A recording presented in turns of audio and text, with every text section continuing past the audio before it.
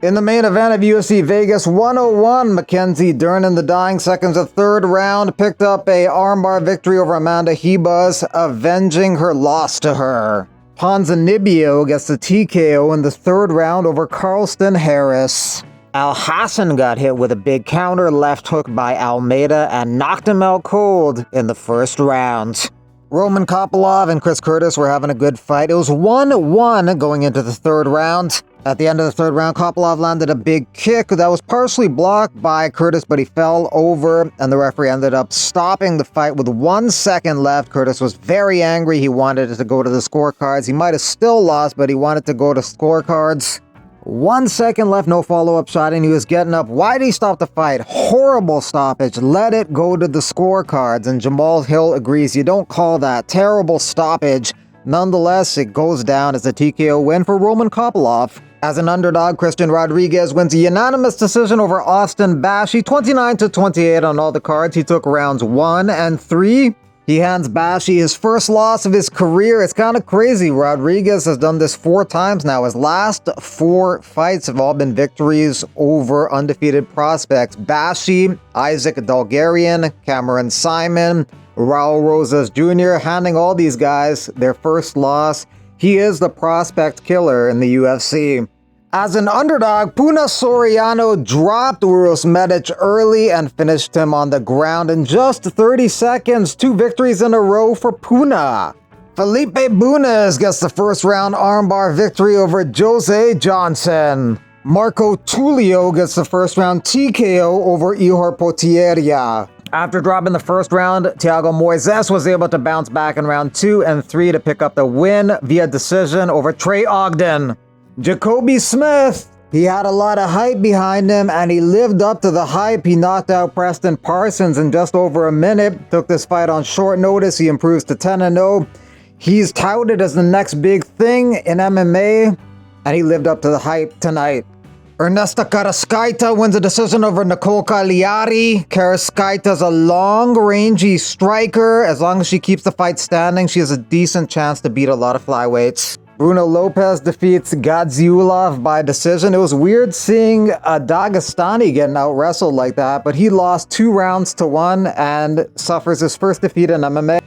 Fatima Klein won the first round against Victoria Dudakova, and in the second round, she landed some big elbows in the last minute of the second round and got the TKO stoppage. Aside from training full-time as a UFC fighter, Fatima Klein is also getting her master's in municipal operations. Dudakova's cornerman went to console Dudakova, and she slapped him, so that's going to be awkward. Awkward flight home. Apparently what she said to him was, "You didn't even come over, you just sat there. That's how little you cared." Nurullo Aliev wins a unanimous decision over Joe Solecki. A lot of takedowns and control time in the first couple rounds. He remains undefeated at 10-0. The first round was a weird one statistically, though. 0 significant strikes landed by both guys. Regarding UFC 311 next week at the Intuit Dome, the Intuit Dome says the NBA announced that the LA Clippers game against the Charlotte Hornets at the Intuit Dome has been postponed due to ongoing wildfires in LA, and out of respect for the public service resources needing during this time, the health and safety of our community and fans is the highest priority. Next week's events will continue as scheduled at the Intuit Dome, with the Clippers hosting the Heat on Monday, Brooklyn Nets Wednesday, and we will welcome UFC 311 on Saturday, January 18th. Tickets for the game against the Hornets will be honored on the rescheduled date. One fight is off UFC 311. That's Johnny Walker versus Bogdan Gushkov. Johnny Walker is out of that fight. He said he injured himself badly in training. Bad news. I've been pulled out by a bad injury next week, UFC 311. So I'm not going to be competing. And I'm devastated. Like, a lot of hard work I put in, a few months, train a lot, and I really want to come back and, do the show for you, but not this time. And I wish Bogdan good luck. Hopefully he can find an opponent, because he probably put a lot of hard work as well. So hopefully he can find a replacement very soon. And thank you very much, everybody that's saying good things and positive things for me on all of the posts. Bogdan Gushkov takes the news in stride. He says, be healthy, shit happens. Gushkov has 16 wins, all 16 are stoppages, 100% finishing rate with his victories, 14 knockouts, 2 submissions. His last one was a victory in April by knockout over Ryan Spann. 7-1, Billy Elakana has stepped in to fight Gushkov. He has fought in the PFL, and he makes his UFC debut on short notice. Not that long ago, Alex Pereira said it won't be Ankalaev next for him, but now it seems like it will, and Magomed Ankalaev says, Alex Pereira, you are going to do what you've been told. You are an employee. I'll see you soon. So Magomed also indicates that Alex is probably next for him for the light heavyweight title. Alex is a slight favorite in that one. How do you see it going? Let me know in the comments.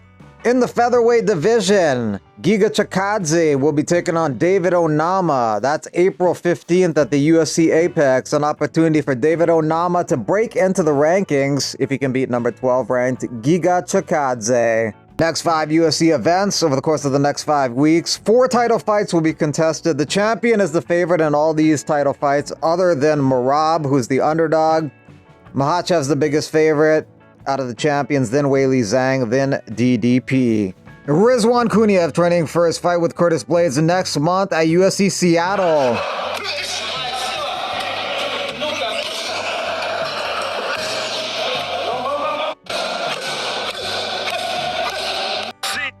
LFA 199 had a spinning back elbow KO. Spinning back elbow. Oh my God, she was out on his feet. In one championship, Akbar Abduliev improved to 12-0. All 12 are finishes. Conor McGregor was playing football like a maniac psycho in Ireland.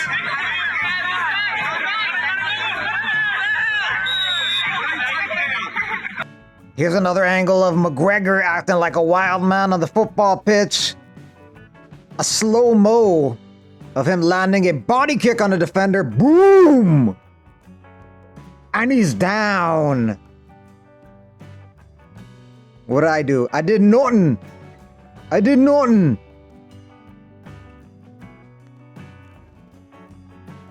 Colby Covington believes that he can become the UFC champion, beat Belal Muhammad. He says he's only 36. DC was champ when he's 41. Belal's retort is that age isn't the issue. Skill is. He just sucks. Lately, Belal has been on a roll. Colby not so much. Belal will likely be taking on Shavkat Rakhmonov in May. At Fury FC 100, a fighter missed weight by 31 pounds. Over 3 weight classes he missed weight by. Other weight misses that were huge in the past included Jason Mayhem Miller, 22 pounds plus over. Rafael Alves in the UFC, 11.5 pounds over. Anthony Johnson, 11 pounds. William Knight, 12 pounds. The cut that Sam Goodman had that caused his fight with Inoue to be postponed got reopened again, so the fight is going to be postponed again. 5 fights Turkey LL Sheik wants to see soon is Canelo Alvarez versus Terence Crawford, Usyk Dubois Part 2, Fury versus Joshua, Garcia versus Haney Part 2, and Eubank Jr. versus Conor Benn. You got shopping? No problem. Hey, buy me a Rolex, yeah?